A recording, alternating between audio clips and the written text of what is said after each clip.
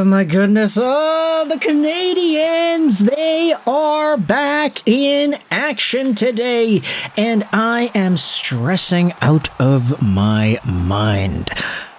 Maybe that's not a good thing. You know, these are sports teams. They don't exist to define us on some sort of philosophical, celestial, interpersonal way. These are just sports teams. They play games for our entertainment, and we decide to watch and get invested if we want to. But gosh darn it, am I invested. And the Montreal Canadiens have a chance to prove everybody right when it comes to the claim that this team actually is worth believing in. The Habs haven't had a good past few games.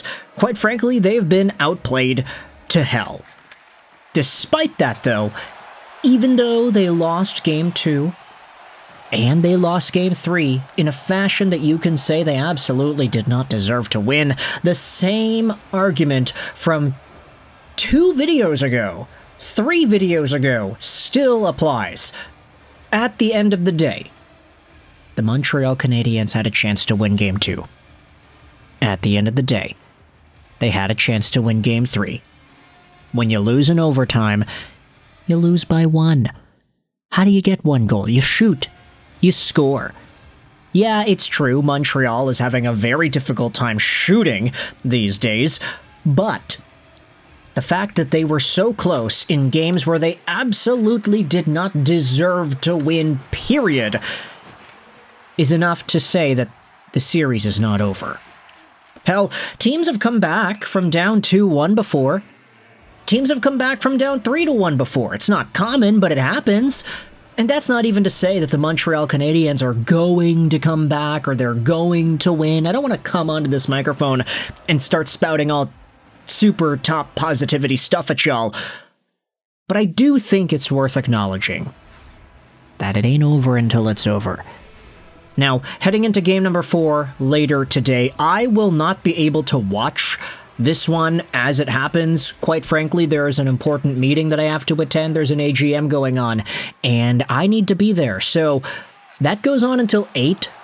Probably won't get out of the building until maybe 8:30, 8:45, 9 maybe, depending on what happens. So if we do have some crazy things to talk about, which I probably assume we will, the video is going to come a lot later in the night, and I apologize for that. That's just kind of how the cookie crumbles at this point. Life's getting busy, folks. We're heading into summer after all. And the Montreal Canadiens are still playing hockey, which, thank our lucky stars, that's the best part about everything in the background. The Montreal Canadiens, though, they are one of the 3 remaining teams in the Stanley Cup Playoffs right now. And I know that's kind of a weird thing to say, considering the fact that Vegas ended up sweeping the Colorado Avalanche to advance to the 3rd round yesterday. But when you think about just the journey to get here and how everything has come to place, if I told you back in the beginning of the season the Montreal Canadiens would be one of the last 3 teams standing, obviously, you would have taken that. There's nobody in their right mind that's a Montreal Canadiens fan that would say that they would be disappointed with this result. Even if the Canadiens went out there and lost Game 3, and they potentially went out there and lost Game 4, and maybe if they lost Game 5, let's say they lose the series in 5 games, which is very well possible, it's still a pretty good place to see this team land. You can question whether or not this will be the closest this core of Canadiens players will ever come to winning the Stanley Cup.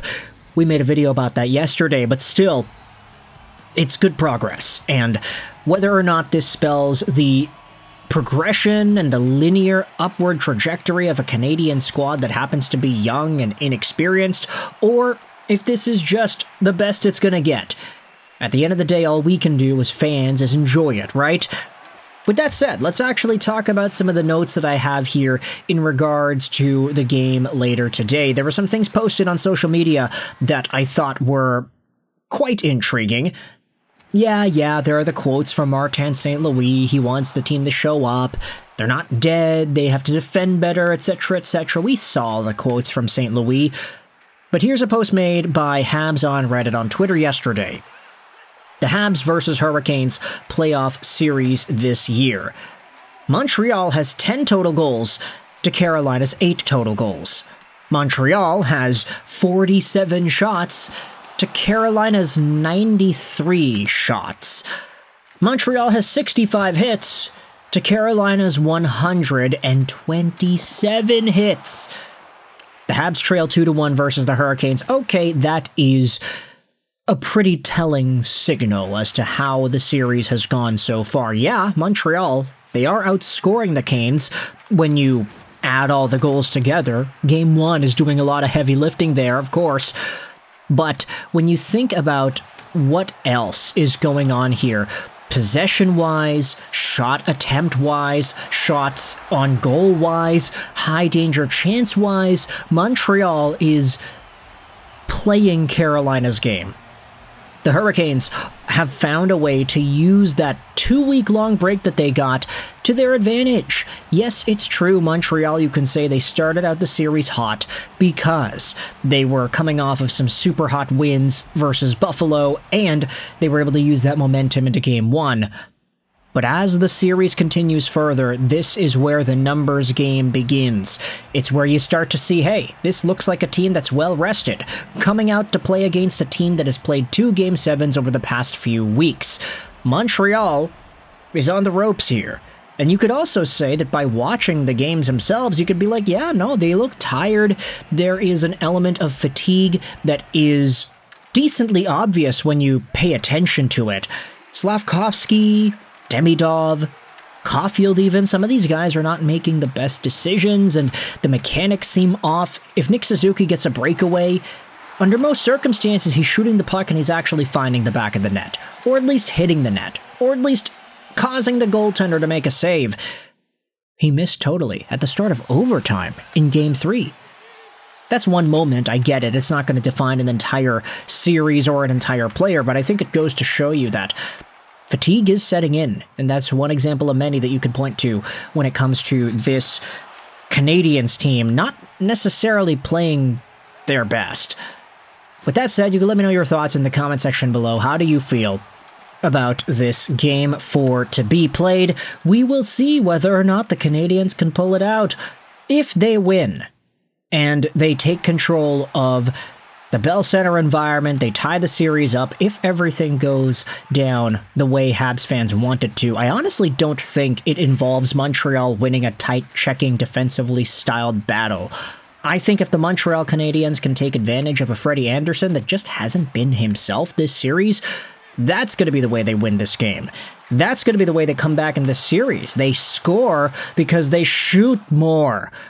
They defeated Carolina by catching them off guard and taking advantage of a crappy Freddie Anderson in Game 1. They lose Game 2 and 3 because it's a tight checking matchup. Yes, they lose in overtime. Yes, all it needs is one chance and you win. But Montreal was playing Carolina's game. They just got to amp it up a little more, and they got to defend better.